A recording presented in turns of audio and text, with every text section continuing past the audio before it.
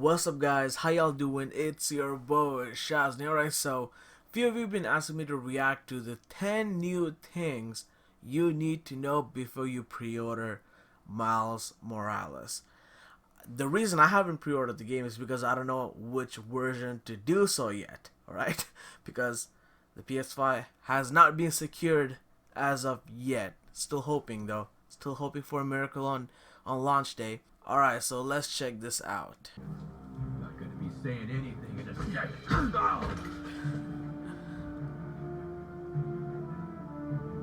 That was a great moment in the game. You want a taste? Nah, I'm good, kid.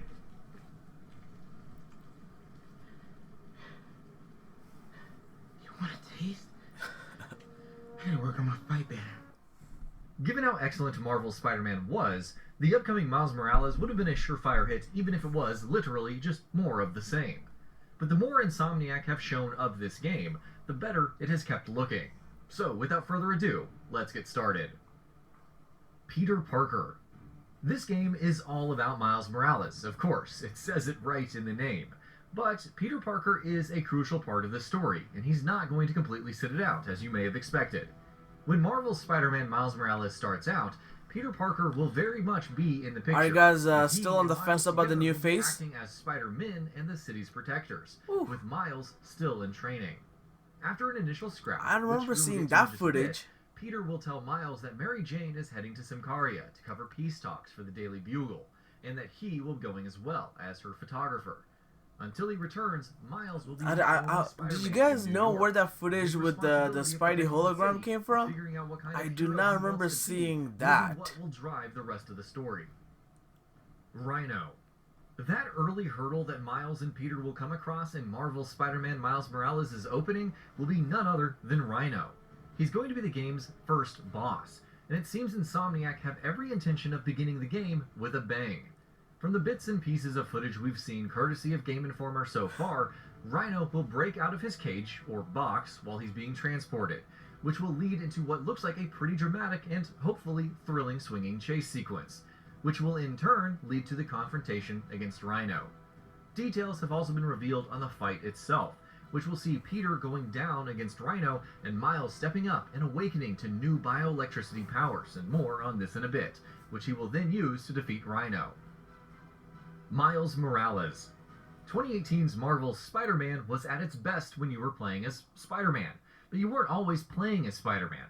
Certain sections of the game forced you to play as Mary Jane and Miles, who had zero superpowers at the time, which meant you were forced into rigid stealth sections all of a sudden. That, thankfully, won't be the case in Marvel's Spider-Man Miles Morales, with Insomniac having confirmed that you will play as Miles. Like that was like I would have spoken about that. That was the only thing that I didn't like about the first Spider-Man game.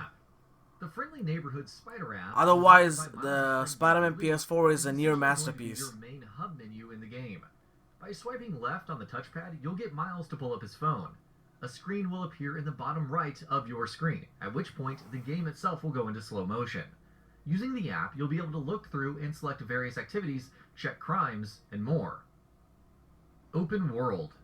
Like the first game, New York in Marvel's Spider-Man Miles Morales will be divided into 6 districts, and each will have various activities that you will have to complete to 100% the area, while many activities will also reward you with tech parts for mods. There will also be more collectibles to hunt down, some of which will be related to Miles' music-related hobbies. Crimes will also be returning, and though some will be reused from the 2018 game, there will be some new ones as well. Swinging. Web swinging is, of course, the heart of the experience here, just as it was in its predecessor. And while we can't expect it to not rock the boat too much, it will be tweaking some things here and there. Given the fact that we're going to play as Miles, a much younger and much more inexperienced Spider-Man, you can expect his animations while swinging to be a little less fluid than Peter's, a little clumsier, rougher around the edges. Meanwhile, Miles also has more tricks he can use to earn XP while swinging than Peter, which have supposedly been inspired by skydiving techniques. That's pretty dope. Suits. Just like Peter, Miles will also have a collection of various suits to choose from, each of which will come with its own powers. We don't know yet just how many of these there will be in the game, but some of them have been revealed. The default suit and the tracksuit were both revealed a while back, the former especially, while recently Insomniac have also showed They the both look Crimson so Cowl dope, suit. man. One particularly interesting suit is the Spider Cat, which you get after completing a specific side mission. As its name suggests, this suit sees a cat hopping into your backpack.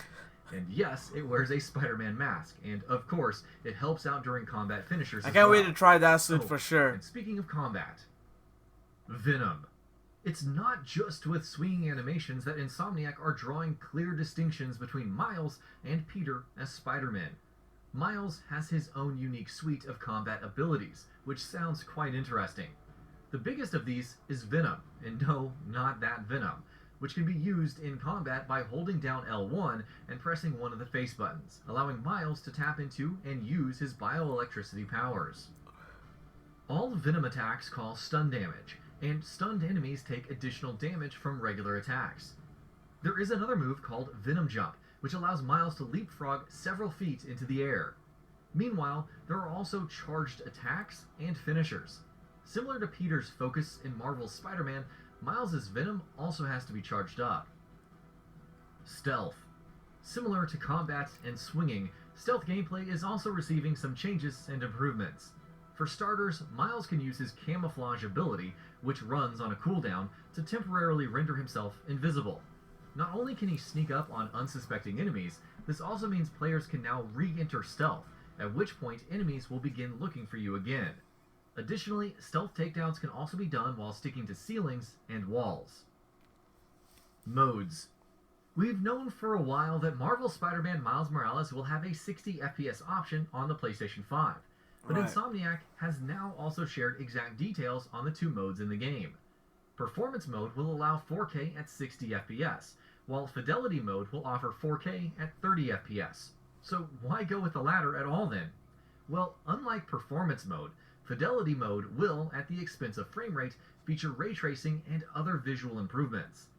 Meanwhile, on the PS4, Marvel's Spider-Man Miles Morales will run at 1080p and 30 FPS, and on the PS4 Pro, it will run at 4K and 30 FPS. That's definitely another great point.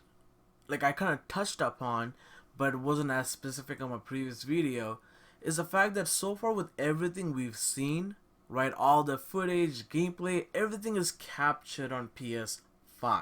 You know, so for those who are wondering the difference between the PS4 versus the PS5's version.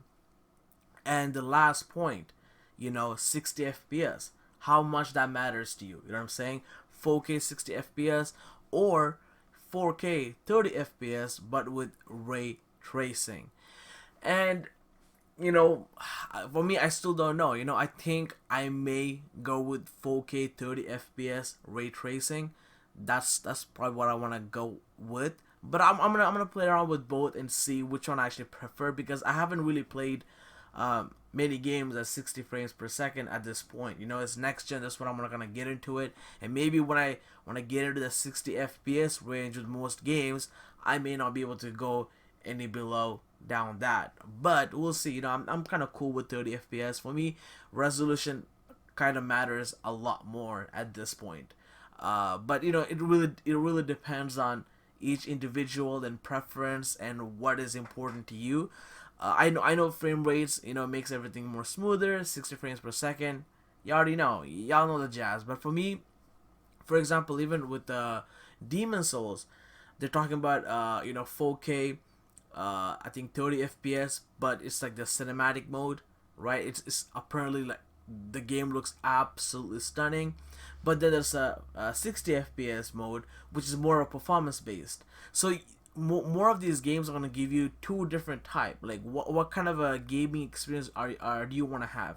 Do you want to have more of a cinematic, spectacle, visual, you know, more of a storytelling focused gaming experience, or you want that performance, you know, higher frame rate kind of an experience? So which is going to be interesting moving forward, how they, you know, keep doing that, or hopefully at some point both will merge as one. But for me, I'm a cinematic guy, so I'm most probably going to go with the cinematic aspect of it, you know, rather than the performance aspect, which is cool. If it's there, I'd like to try it out, but that's kind of where I'm coming from. But I know everybody's different, everybody has a preference. So that's another point in which the difference between the PS4 and the PS5's version of Spider-Man Miles Morales. So these are these new 10 things. You know, some we already kind of talked about, and there's some new interesting, much more in detail aspect of it all. So leave your thoughts in the comments down below on how you guys feeling about all this information. I know everybody is, whether you have a PS5 secured or not, we all excited for the game, but it's more about those who has a PS4 and wants to get a PS5, doesn't have the opportunity to do so.